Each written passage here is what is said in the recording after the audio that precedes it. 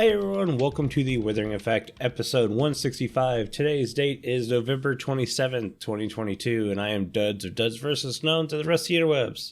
And I am Jimbo. You may know me as Jimbo Slice 23. So what have you been up to this week, Duds? It's been a very productive week for me.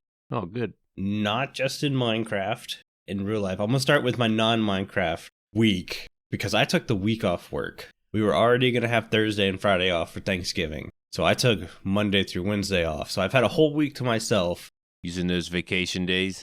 I worked my butt off those days. I'm one of those that just can't sit around and not do anything. I say that as I've been known to nap in the afternoons on Saturday. But clean the gutters, raked all the leaves, oil changed my car, tried to fix my air conditioning. My car doesn't have AC anymore. Oh, no. Which everyone's like, well, it's November, that's not that big of a deal. I live in the South, so we're still hitting 75 degrees Fahrenheit, sometimes 80 on the random day. Jeez. Not to mention it does get to like 20 degrees at night, so there's a huge gap of temperature difference, which is why I sound like this all the time. Yeah, we're lucky to hit 50 in Ohio right now. Yeah, today's actually, I think, going to be 65 degrees. Yeah, I think we actually hit 60 barely. Maybe just under 60 yesterday. It was pretty decent. Yeah. But anyways, this issue with the car, this isn't the first time. This happened in the spring, and my car's under warranty. I bought the extended warranty. I'm that guy. Because I knew something was going to come up on this car that I didn't want to have to pay out of pocket. So I bought the extended warranty. Covers everything, bumper to bumper. I could have a mirror fall off the side of the car, and it would get covered. So I take it to the Ford dealership. They say, well, there's nothing wrong with the car other than it's low on Freon, and that's not covered under warranty. What? I go, the car's 4 years old. How is it low on Freon? And that's between the bumpers. Exactly. It's like, cars don't just become low on Freon within 4 years. Yeah, if this was a 15-year-old car, maybe. Mm-hmm. And putting that Freon in, there's certain steps you got to do. You got to get your numbers just right, or it can like wreck the whole thing. It cost me $150 out of pocket for them to put Freon in my car. Which is crazy because it's just a substance, but there's like, I don't know, because there's certain numbers and the right person's got to do it. Yep. They can charge a little more. I was like, whatever. And now this week, all the Freon's gone out of my car again. Oh, no. So when I said it can't be a leak, and they said, yeah, it cannot be a leak, you're just low. To lose that much Freon in 9 months, sounds to me like there's a leak. Yeah. So I called them up and I was like, hey, you guys charged me $150 to fix something that should have been covered under warranty. Oh, we can't fix it till December 13th. And even then we can only look at it. That's weird. I'm just like, you guys are killing me here. So yeah, I have no air in my car. So I'm hoping for cooler days because the heat works just fine. If we can keep some cold days around here, I'll be all right. Yeah, my truck, the AC doesn't work in my truck. I use my work truck. And I tried the whole Freon thing. I was like, I YouTubed it. I found the part in my car that I have to mess with, the AC tubes or whatever. Yeah. Pipes. It hooked up to it and everything, the Freon that I bought. And there's a little meter on the end of the bottle that gives you your numbers. Yeah. And I was sitting perfect at the number that I needed already. So I tried to take some out and put some in to get the number back. And I did all that. Still didn't work. So it must have been wrecked. But yeah, you can YouTube it, figure out how to do it from home. But if there's a leak, there's nothing you can do about that. Yeah, I know how to do it. I brought it in there because I was 100% sure there was a leak. Mm-hmm. And then they told me there wasn't a leak. And now it turns out there's a leak. So it basically, they didn't want to do something on warranty work. They wanted to charge me for something. And so they did the bare minimum. Yeah. And then charged me $100-some for it. Because if they fix a leak, it'd be free. Yep. So now I'm going over to my dad's house next week. And we're going to find the leak. And I'm going to draw a big circle over it. Yeah. So they can fix it. I hate having to do 90% of their work for them. But it seems like that's what it's going to take. Anyways, Minecraft news. I built a villager breeding farm, the one from Logical Geek Boy. That farm's so good. It's such a simple farm too. I don't think I've built that one. You've had to have built this one. It's a couple years old, and it's like creme de la creme of villager breeding farms because it's so simple to build. I don't think I've built a villager farm since my Prismarine Mountain. Wow. Yeah, it's been quite a few years. Maybe even longer. Usually when I play, it's multiplayer, so there's villagers. You know, everyone's got a breeder. This is true. I was going to say, Ripple Season 4, you just kind of took those villagers from the village I was using. Yeah. Because I left like half of them there. Yeah, you and Croc, I grabbed villagers, transferred them over to the iron farm. And then I would breed some there, but I didn't make like a breeder. So you're getting good rates with that one? Dude, it's awesome. It's a 9x9 carrot field with one composter in the middle, because I think they have to be able to, at least one of them has to be able to work to breed. Okay. Got all that built. There's a trapdoor section with some beds hidden behind the trapdoors. The babies, when they get born, they like to go jump on the beds. So they'll run through this trapdoor section to go jump on the beds. Turns out the trapdoor section's a pit. So they fall into the pit instead of running onto the bed. Safely into water. Into water. Of course. The water pushes them 7 blocks to where they get up on top of a wall. And then there's water above that wall. So whenever they grow up, their head now becomes in water. And the water will lift them, or they'll swim up out of the water. And that pushes them into the adult-sized holding cell. Mm-hmm. And I've got a little contraption with some minecarts back there. So a dispenser will dispense a minecart. Well, when I push a button, it'll dispense a minecart, grab a single villager, and pull them out of the cell without having to break anything. Nice. Very cool. I love the whole section. I mean, the second I put 2 villagers in there, I turned it on, because you can put a piston to block the beds and stuff, so you can turn the farm on and off. So I turned the farm on, and I'm talking 30 seconds, there's a baby. Wow. So flip that lever back off, watch to make sure it would grow up in the water stream and go to the correct holding cell, and it did. It worked perfect. All I had to really do was decorate the darn thing. I'm really happy with how this room came out. I used moss for the ceiling. I've got glow berries hanging everywhere. Dark oak, tiled deep slate. Very rich and earthy colors, and I liked it. Lush. It is very lush. Now, when you turn it off, do you like break the sight of the beds? Yes. Okay. So basically, if the 2 adult villagers cannot think they can get to the beds, then they won't breed. Right. That's what I thought. I wasn't too sure. Been a while since I made one. Yeah. I was just thinking about the My Own Survival World, and I went to go see how I was breeding villagers on there. And because this world's older, Logic's villager breeder farm was not created yet. And I literally just have this giant 3 fence high pen with villagers in it that I just kind of was throwing bread at with a bunch of random beds.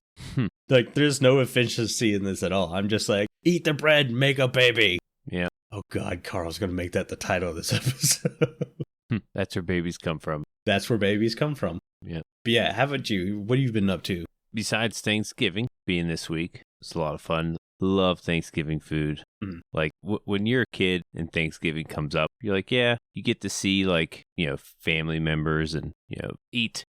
Eat. I guess it's not that big of a deal when you're a kid, but when you're older, man, Thanksgiving it's one of my favorites just because all the food. I ate a lot this Thanksgiving. I go to 2 different Thanksgiving dinners, so I had to pace myself on the first one. But yeah, that was a good time. And I haven't played Minecraft, but I have played Raft a little bit more. Me and my wife are still playing Raft, and this raft that we're building, I'm like into building this raft at the moment, setting up the rooms, making it efficient, because there is like piping you can lay out to run water systems and fuel systems and stuff. I have a lot of fun doing that.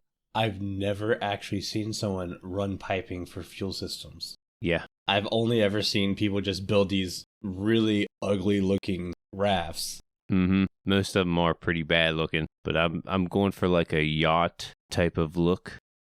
There's a lot of stuff. The thing is, like with the resources on there, they're pretty limited. Like you can't stock up like you could on Minecraft. Yeah. Like I can make tree farms, but I'm only getting so much wood out of these trees, and it takes time to grow again, and you're not getting the sapling output that you would with Minecraft. So like you'll run out of saplings eventually, but there's islands with trees on them that you can stop and gather this stuff. So yeah, it takes a lot more time to get the resources you need to build. I don't know. There's always something to do because of that. Always something going on. Oh, and I lied. I did play a little bit of Minecraft because I remember you saying about the launcher. So I was trying to figure out where this launcher is for my Minecraft, the new launcher. Oh, you mean the tabs, the buttons. No. What do you mean? The new Minecraft launcher? Usually I pull up the Java launcher. Oh, well, it looks just like the Java launcher. Maybe I am using the new one. But I clicked on the other Minecraft and that gave me Bedrock. And I was curious of, the RTX because I haven't played Bedrock. So I downloaded an RTX pack. It's like a little world. Mm-hmm. I think it was actually done by Pearlescent Moon. And I just messed around on it for like an hour on the RTX. The RTX is so cool. I wish I could make a whole world out of it. But as of right now, it's just, I don't know, worlds that are already built on. Well, supposedly I follow one of our guests that we had on Prowl, and he's a big Bedrock player. Mm-hmm. From what I'm seeing in his tweets, they haven't touched RTX or the super resource pack thing that they were bragging about from years ago since they announced it. Mm-hmm. And that's been some slight of contention for him. Yeah, you don't hear about it anymore, really. The RTX. No. Yeah, I was just curious because I have my launcher up. I was like, I wonder if I can get an RTX world. But what all I saw, at least the free versions, you're just going to get a pre-made, pre-built map. It's a map, not so much a world. Wait, so you have to buy RTX for Bedrock? I don't know. I went to the store to get RTX. I don't know how to turn it on any other way. I didn't really look too much into it, though, so there could be a way I'm just not seeing. What? If I YouTube it, I'd probably find it. Yeah, I just thought it was like a setting like shaders is. Right. Yeah. But I think there's like certain worlds that you can run RTX on. I don't know. Like I said, I could be wrong. I didn't look too much into it. If that's the case, that's the most useless thing Right. Mojang's ever spent any time on. Yeah, the world that I preloaded, which is, the pearlescent build, it's like a palace or whatever, but I had to go out into the world to do anything to make it seem like a fresh world. No bueno. Yeah, that's no good for the English audience. That's about my week.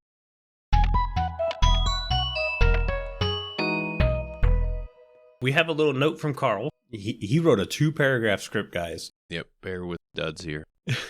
Granted, it does say, feel free to reword these duds.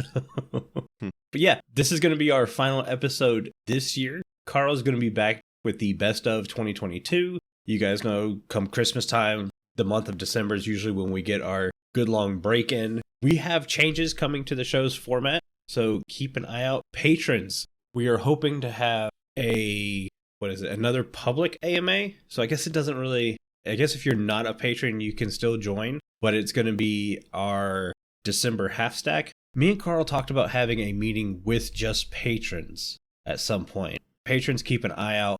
We have lots of background stuff happening in December, which is supposed to be our month off, but should we get into the news? Yeah, big news.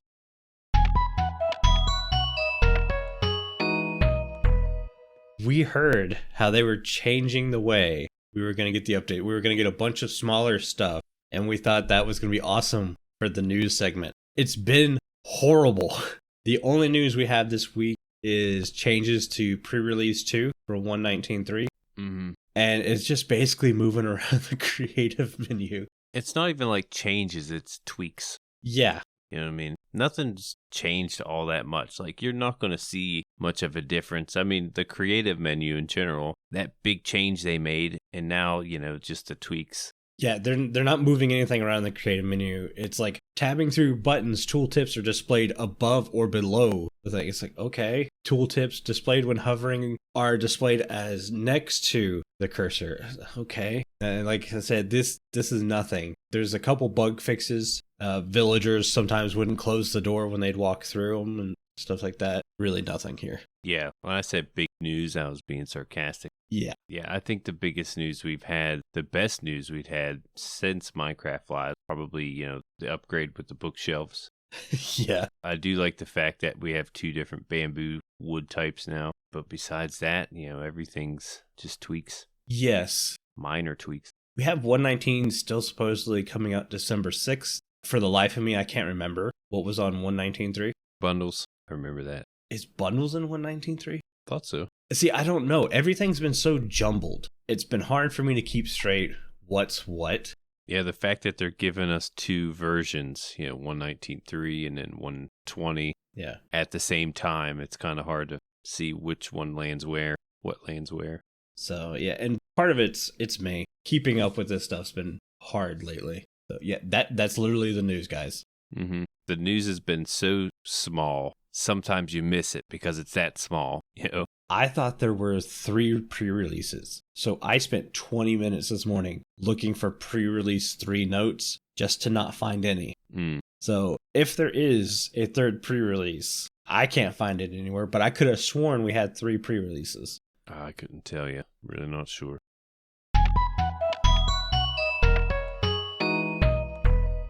Listener comment from Foxfire54. They say, I was listening to the latest episode and heard Duds talking about adding anglerfish. I thought, what if you could kill an anglerfish and it would drop its lure and you could use that to lure fish to you? I love the idea.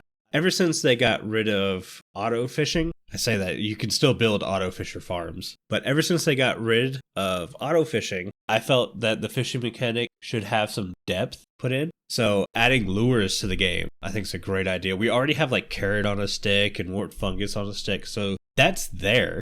Mm-hmm. Adding lures, I think, would be great. Right. It would help with, like, the food in Minecraft is very boring. Golden carrots are the best food. Steaks up there, pork chops up there, but that's kind of it. Salmon's close to being up there. It's good starter food. Yeah. Salmon. But it'd be great if you had a lure that specifically lured salmon, since you knew that was quality food for the start. So, yeah. Yeah, salmon, even though they're not hard to kill, they seem to move a lot. You know, they're hard to, like, I don't know, keep track of sometimes. Yeah. But, like, it keeps you from having to run around and smack stuff with a sword when you really should be fishing with a fishing rod. There's a fishing rod in the game. Yeah, it's a good point. I would like fishing to get a tweak, become more useful. Because right now, it's really just kind of a visual thing. It really, you don't get a lot from it. We have fisherman villagers. No one's using the fisherman villager for fish. Right. That's a good point. What did they give you? Like a good fishing pole?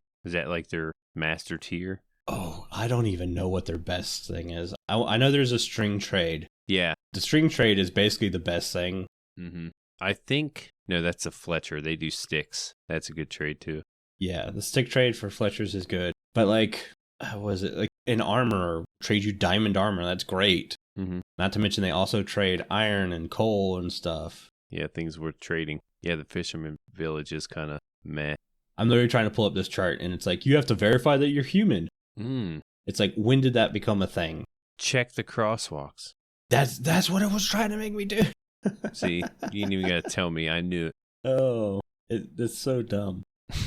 Was it crosswalks? It was crosswalk. That's hilarious. What's funny is like you go through those and like you see one, you're like, is that a crosswalk in the background? Are they trying to trick me on this one? A robot probably couldn't get it, but a human could. And then it may or may not be a crosswalk. You just can't really see it all that clear. So the best things that the fisherman sells is cooked salmon and enchanted fishing rod. Yeah. These are worthless in Minecraft nowadays. Yeah, enchanted fishing rods would have been the best one there, but without the AFK fisher, right, they're not really used too often. And trust me, now you can still build an AFK fisher. Yeah. They're not as simple as they used to be. Mm-hmm. But if you have villager trading in place, there's like no point. Right. Villager trading's worth way more and way more robust than to sit there for an hour. Yeah. What's funny is after getting books when fishing, you always look for that mending. Yeah. Did I get a mending book? And here you could get one for sure from a villager. You know you're getting one there. Yeah, there's a little bit of cost, but it's way easier. I would like it if fishing could bring you the Swift Sneak book. Maybe not Swift Sneak 3. Maybe the best you can get is like Swift Sneak 1 through fishing. Yeah. So there would still be a priority to go down to an ancient city, but it would give people who don't want to go down to an ancient city the ability to get around that by spending time fishing. To me, that's a great compromise. And again, it brings fishing back to Minecraft. Man, I remember like when we first started playing, getting the fishing aspect set up, even if you didn't have the AFK fisher. I remember me, group of guys, we'd all be standing around the lake the first couple days just fishing whenever we weren't mining. Mm-hmm. It was a fun social thing. Now it's, let me ban up these villagers. Take bread, make baby. Yeah. Now it's, set up your breeder. Yeah. Get your villagers locked in the houses. Now, I'm not going to complain too much because the old way of getting villager trades is absolutely horrible compared to the new way. The new way is so much better. I just kind of miss fishing. Yeah, just the curiosity of what you caught. Yeah, the excitement. You knew you got something and you were pulling it in. Going through the chests. All right, thank you for that, Foxfire. Love your browser. Next question is from KingRobert. Mm-hmm. What if Minecraft added the ability to make custom paintings in-game? Maybe Mojang could add an Artisan Table where you can take a painting and choose a size and then edit pixel by pixel with color wheel and different painting tools. I feel like this feature would make a lot of people happy, especially since it could be used for so many pranks. KingRobert has walked into a wall after seeing a painting that looks like a door. To me, we have custom paintings in maps. Yeah. It's a lot of work, but that's there. And you got to actually, labor intensive to make these map arts for paintings. Like you're not just putting a color pixel down, it's a block or a carpet. Yeah. Whichever one you want to use. I prefer the custom map way because the juice is worth the squeeze, especially in a prank. Yeah. I would like better and more paintings than what we have. That's for sure.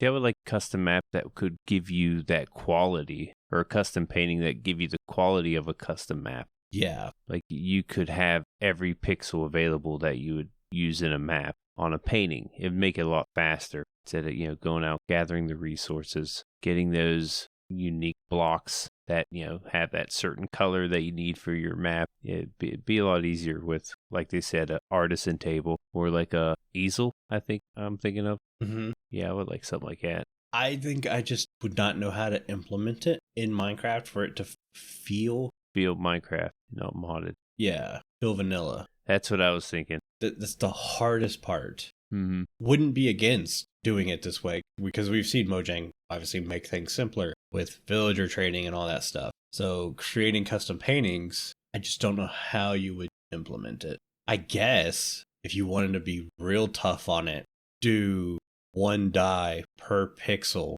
So you would need a way to gather dye as resources to make it cost effective. Yeah. While dye is a lot easier than collecting, say, wool for a giant map art, it would still be costly to do custom paintings.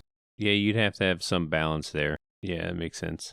Dye farms, once you get them up and going, they're not very complicated farms, especially if you place them in the correct spot. So you can get massive amounts of dye rather quickly. Yeah, give you more reason to make dye farms. And I could see that. I could get behind that. Yeah, I don't see it as being like a Microsoft Paint studio. Correct. Where like everything's available for you. Yeah, you'd have to work for your colors. Yeah. I like that. Maybe there's a fill option, maybe a line option. No, it might be going too far. Well, I'm thinking like you could have the artisan table and a hopper would be allowed to go in the side of it. So you could do a chest or a barrel just filled with dyes. And when you click the GUI or the artisan table, you'd have your paper, because I'm assuming, or maybe you would have to craft a canvas out of paper and sticks. So you would click the artisan table with your canvas. The canvas would then go on the table, and then you would have all the dye colors to the right. And you would click the dye and start doing your pixel fill in. And then as you're filling in the pixels, the dye would slowly go down in count. Mm-hmm. But because you're allowed to have a hopper and a chest attached to it, it would automatically refill the colors for you. Yeah, and I guess there's only 3 colors you need to make every color. That's true too, but I was using the cost method. Mm-hmm. I don't know, it's a really cool idea, but it's already in the game, so you'd have to implement it in a way that would change the game for the better while still making it feel vanilla. Right. Yeah, modded is modded for a reason. Yeah. It's got a different feel. Anyways, thank you guys for those comments. Those comments came from our Discord, and it's the only place you can talk to everyone who works on the show easily. Just take Casey's word for it. Hello there, crafters. Casey Plays here. The Withering Effect Discord is a big part of the show. It's the first place the team look for listener comments, and the only place to vote in mending Minecraft. If you've been thinking about joining for a while, now is a great time to get involved in our amazing community. Just follow the link in the show notes. Thanks for the Discord ad, Casey. And speaking of the Discord, it's the only place you can get involved in our Mending Minecraft vote. This week we asked you to choose between one of 3 structures for us to discuss and improve. Your choices were the iceberg, shipwreck, and village. And the winner of Mending Minecraft this week is...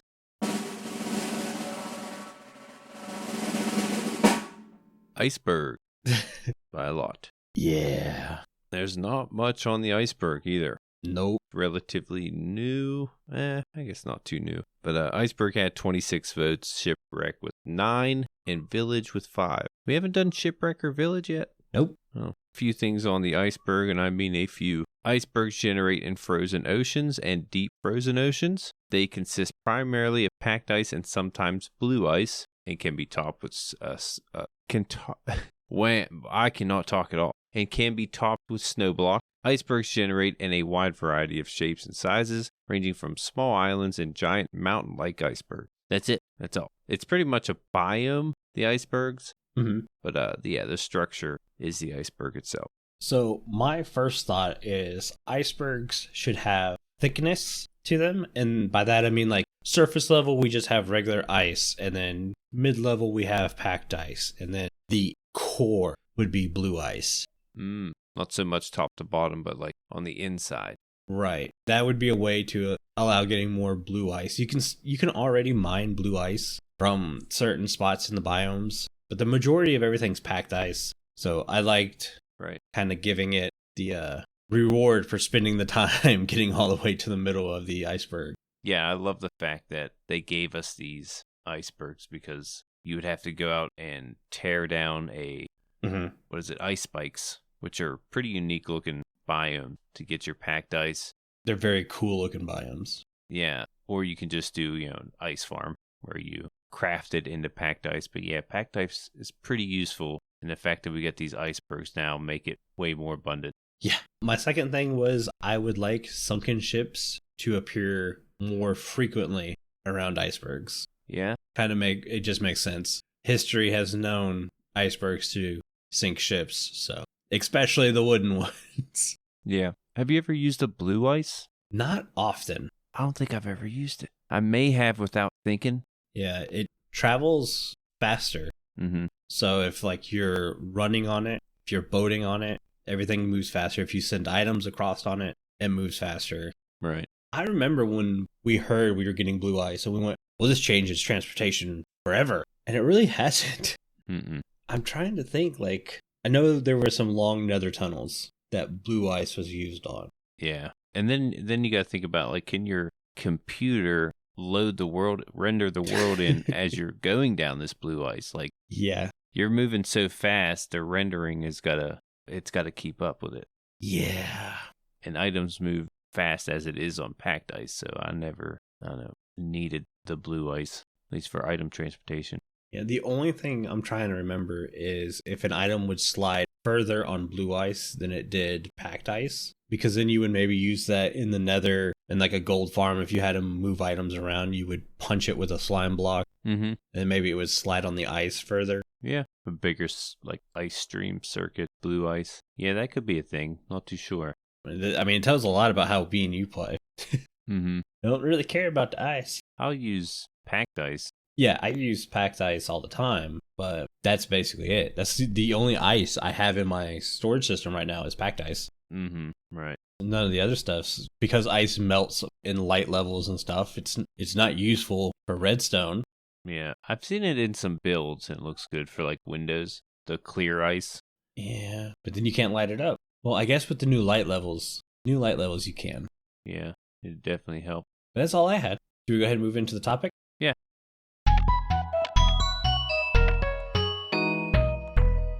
Since we're ending the year, we wanted to look back, not necessarily at stuff we talked about this year, but we made these tier lists for 116 and 119, and we saved them with the thought of coming back and seeing if our ranks are still where they are now. Yeah, I want to start with 116.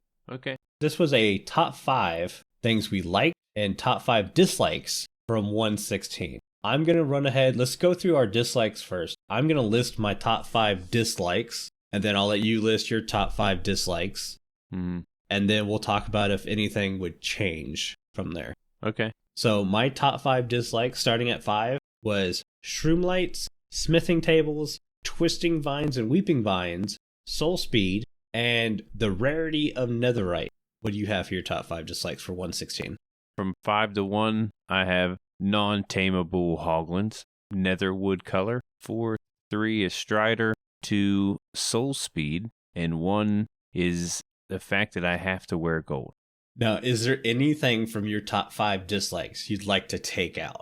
Soul speed, I seem to use it on all my boots that I make. It's just convenient. Yeah, it does get damaged, and especially in the nether, when you have to wear the gold boots, you may as well put soul speed on them because you may come across any soul sand. Or does it work on the soul soil?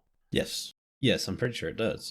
Okay. I know it doesn't slow you down like the soul sand, but yeah, I use soul speed all the time. That's one thing. Definitely take out. What about you? I've got multiples.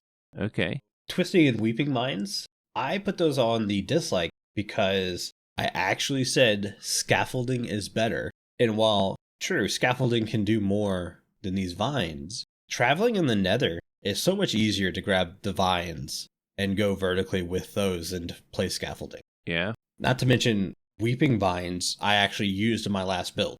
I was going to say, yeah, that's what I was going to say. I don't use them for scaffolding at all. Like, if anything, it's a design inside of a build, you're using them with. Because rarely do I use them as scaffolding. Yeah. Smithing tables, yeah, their functionality is kind of meh, just to put netherite on tools and armor and stuff. But their bottom texture and their top texture is so good in building things. So I've used smithing tables a ton. Mm-hmm. And shroom lights I had on there because I wanted more light sources, but not yellow. Right. It's obviously very orange compared to glowstone, especially now that we have the frog lights and there is a yellow frog lamp version of it. Right. So A lot of yellow lights. that seems to be a thing. I'm not a fan of it. I've used my favorite light sources to use so far are sea lanterns and the pearlescent frog lamps. The redstone lamp's still the best. The way it looks to me is one of the best. Well, and lantern, I guess. I forget about the lantern. I like having light sources. I'd love some more light sources, but I cannot discount shroom light anymore. The texture and stuff has grown on me. I like it. So yeah, it's out of there. No more dislike. Nice. Top 5 likes, reading through the respawn anchor, nether gold, piglin bartering, every new biome because it's a reason to explore, and netherite. Mm-hmm. How about you? Get netherite on both of those. Yes. Starting at 5, I have bastions, 4 piglins, 3 the new biomes, 2 is netherite, and my number 1 is blackstone. Mm-hmm. Now, if I were to switch these up, I'd probably take blackstone off of 1. Yeah, especially now that Deep Slate came out. Yeah, I liked blackstone when it came out because it was a dark brick, pretty much. That's what I wanted. The Deep Slate nailed that. Blackstone, not so much. Ever since I think it was Carl brought up that there is a little purple hue inside of it. Yep. I can see it. Yep. Yeah, that kind of stinks too. I don't know if I take it off completely. It still can be pretty useful. And the fact that we get another stone, definitely a like. And I probably move bastions up. It's a challenging structure. It is. In the nether. And I like the fact that it's challenging. Yeah, I'd probably put that, I don't know, probably under netherite. Netherite probably be the number 1 there. Do you like the fact that we can have better tools, better armor, better everything? Yeah. To me, netherite's that it's good and bad at the same time. I think its rarity is still a bit too rare. And I know there's crazy new ways to mine this stuff. We're constantly seeing videos where people are just coming up with 64 ancient debris out of thin air. And it takes me hours to get enough ancient debris to netherite all my stuff. Heck, on channel 64, I'm still using an iron sword because it's just not worth it. The one thing about, I should say, I like the fact that netherite armor and tools can't be burned in lava. Yeah. But the durability increase is what I like the most. Having those extra hit points is, to me, what's worth it. But at the same time, it's not worth it for something like a sword, which barely gets used. Yeah. if I were to rework mine, respawn anchor would be off the list. I've used a respawn anchor once. Yeah. Let's see, piglin bartering is still very good. I'd probably put that up at number 1 over netherite. You also have some special mentions. Yeah, I've used a lodestone more than I have a respawn anchor. Yeah, so that would probably jump onto the 5. Yeah, pig step is awesome. Pig step would be on there. Yeah. The nether gold, I really haven't used a ton of nether gold. It's always been a thing. Like if I'm mining for quartz and ancient debris and there's gold there, I'd still get it because it is a good resource. But you do get a good bit of it too. Yeah, it'd probably be under special mentions. It's not a bad thing. It's just maybe it's because it's become the new norm. I don't rank it as high. Right. You see it all the time now. It was really cool at the beginning. Right. I would take every new biome off the list. Really? Mainly because the only biomes I ever see when I go into the nether is nether waste and crimson forest. I seem to run into the basalt deltas. Yeah, the magma basalt deltas. And I don't know. It looks great. Every time I go through a new portal, I'm in a crimson forest. See, I'm usually end up in a delta. And I don't go exploring because of the new biomes anymore. I have a spot on my storage thing for crimson wood that's empty because I don't build with it. I don't go looking for it. The only reason it'll ever get filled up is because I just kind of want to fill it up, but it's not an important enough wood for me to warrant going and getting it. Right. Yeah. And not to mention, like, everything in the nether now just wants to kill you. Right. Every biome wants you dead. Except for striders. But even then, yeah, it's risky. Exactly. Jump on a strider, riding on lava. You're still there. There's still the element of danger, even with a passive mob. But I would bring bastions up. They would make my top 5 list now because they are a very complex structure. Yeah, the only time I see all these biomes usually is when I'm bastion hunting. It's a good time. Right. I rarely go bastion hunting. Yeah. It's a good way. I don't know. You can find pig step if you wanted, or gather netherite. There is netherite in some of these loot chests, not to mention other decent items. It's been so long since 1.16 came out, and to go over this list, like all this stuff was new at one point, and now it's just all normal. This is Minecraft now. And that's the kind of the point of this topic is to go back and take a look. Now, if we were to go to 1.19, and we can look at something that's a bit newer. It's tier-like, not so much top 5. It is very tier-like. You want me to go over the bottom of my 1.19 list first? Yeah, let's do that. Don't have any, like, at the very bottom? I do, and I'll put the new music disc is at the very bottom. Okay. Do I even have that here? It doesn't look like you even have it on your list. Did we use 2 different lists? Yes. Remember, because when we did the show, we were like, there's things missing. So we went back and we did a new tier list. Yeah, I don't have that one. But I would probably have that near the bottom as well. Yeah, second from bottom, I have Echo Shards and the Reinforced Deep Slate. Okay. See, I think Echo Shards were looked down on because they were so rare. You only got so many. But we're starting to get more. Yeah, the rarities... The rarity is not much of an issue anymore. For me, it's you can only use them to make a death compass. And I haven't done that yet. Which can be useful. It can be. Yeah, I got to use it once, but I died going to go use it as I was using it. So the next death compass took me to the first death compass. Didn't take me back to... Didn't take you to your stuff. Right. My first death. That was bad. I actually have the compass in my next stage, my third from bottom, or the middle stage. I put tadpoles in a bucket. Then I have Skulk, the Shriekers, Ancient City, and the Lodestone. Mainly because Ancient Cities they're not my thing. What about you? What do you have in that tier level? Allays? Or wait, yeah, Allays at the bottom. I also have a tadpole in the bucket towards the bottom. There's the frog spawn, which are the frog eggs. Right, I think it's called spawn. That's at my very bottom. Allays, I don't know if I'd move them. Maybe. I mean, they're still, I don't know. I guess I just don't know how to use the allays right as of right now. Maybe I got to play with it a little more, but. I have allays on the level above this, and honestly, I would pull them back down. I thought their AI would be a lot better than it was. Yeah. They're very dumb creatures. Hard to control creatures. And that's saying it nicely. Yeah, they're cool to look at. They make fun sounds. Their art direction's brilliant. The usefulness in the game is not there. Yeah. Mm-hmm. Honestly, they're more of an annoyance to me than anything. Yeah. Because of all the noise and stuff they make. And like you can put them on a lead. They can break it sometimes. Yeah, how many allays do we have flying around no water that have broken leads? They just wander. Yeah, I don't know. Mine got away once. Yours flew stupidly into lava. Right into it at first. Right into it. Didn't even try to pathfind around it. There was a lot of open cave, but he felt like that lava stream was his path. So I don't know what he was thinking. Yep. The tier above that, I have the sapling for the mangrove. Yeah. Both the sapling and the animation on the tree that drops. I believe that's it. The whole sapling ordeal. Mm-hmm. I have boats with chests and tadpole. That's like my second to last.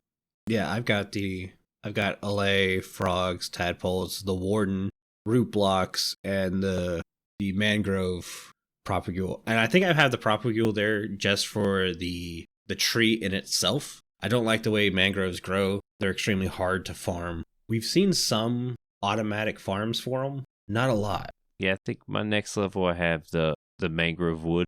Yeah, the wood itself I have under Great Edition. I think it's beautiful. It's one of my favorite blocks in the game. But because it's so hard to get. Yeah, I probably move it up. Yeah. Yeah, they can't be a pain to mine and get. Mangrove forests, I love. Or the swamps. Those are great. I have that in Great Edition. Mm-hmm. Mud bricks, that's all under Great Edition. I have Swift Sneak up there. Yep, I got those up there. See, I don't have it anywhere because I have a different list. But yeah, they would definitely be up there. Swift Sneak 3, I don't like. I think it's too fast for me, and it's probably because I'm a controller player. But Swift Sneak 2 and 1 works just fine. My big change I would make is I have at the very tippity top Skulk, specifically the Skulk that holds XP for you. I have that listed as like a game changer. Yeah. I haven't used that one darn time. I fully thought storing XP was going to be this huge thing. It's not.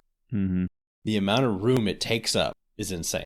Yeah, I have all the Skulk stuff in Great Edition. But yeah, I do like the fact you get XP from the Skulk block. But my game changer was the Warden. And I know you didn't have it that high. Freaks me out every time he spawns in. I don't know, maybe if I could farm him, it won't be as bad. And I have Ancient Cities in the game changer. Definitely more challenging than the Bastion. Well, it depends on who you ask. We're seeing videos now where people are like, hey, if you just sprint, you're so much faster than the Warden. Oh, yeah. Remember you saying that. Like, it's not a thing anymore. And I would have thought that was crazy 4 months ago. Yeah. But you watch more and more videos, it's like, yeah, you know what? You're right. If you just sprint, you can outrun the Warden. Mm-hmm. Granted, the sonic attack still might get you, but... Yeah, don't get too off course. Yeah, if you have a very open cave where the ancient city is too, you can always just take flight, and by the time your level 1 rocket slows down, you hopefully won't face plant and die. Right, and know where you're going. Yes. Because, you do get that blindness effect. Yeah, but that's all I got. Mm-hmm. Yep. I know I left some things off, but... Is there anything from 119 that you use more than anything else? Skulk block and mud. Yeah, I use mud like crazy. Way more than I thought I was. Yeah. And I don't mean like the brick, I mean just straight up regular mud. It looks so good with gray concrete. Yeah, the build that I'm building has a lot of skulk blocks in there, so I had to use that and mud bricks. Even the dried mud without the brick isn't a bad texture. It's not a bad texture at all. Mm-mm. But yeah, that's it for my list. All right. Well, I think that's going to do it for today's show. But before Jimbo reads us out, I want to say a huge thank you to all of our patrons for supporting our show. Our milk level patrons are Aerington, Aubni, BoboPlaysGames, FragileRock, Funkyllama, KCPlaysGames, Loki, Nathlech, and viperoustuna. If you too would like to get access to exclusive benefits and extra content each month, please consider joining at patreon.com/thewithering effect. And if you like the show, you can share it with all of your friends and on social media. If you listen on Spotify, rate and follow so you never miss a future episode. Or if you listen on Apple Podcasts, leave us a nice review. Doing any of these really helps the show reach more listeners. If you'd like to get in contact with us, send an email to podcast@thewitheringeffect.com. Tweet us, leave a voice message, or join our Discord, where you can have a chat with everyone who works on the show and fellow listeners. All the links are in the show notes. This show has been brought to you by Jimbo and myself, but also our digital producer, Carl. He helps make sure the show ends up where it should be, and the amazing music you hear throughout the show is created by the one and only Decoy. Everyone's social media info can be found in the show notes. You guys have been awesome. Thanks so much for getting withered with us. You should probably go drink your milk now. Bye. See you guys.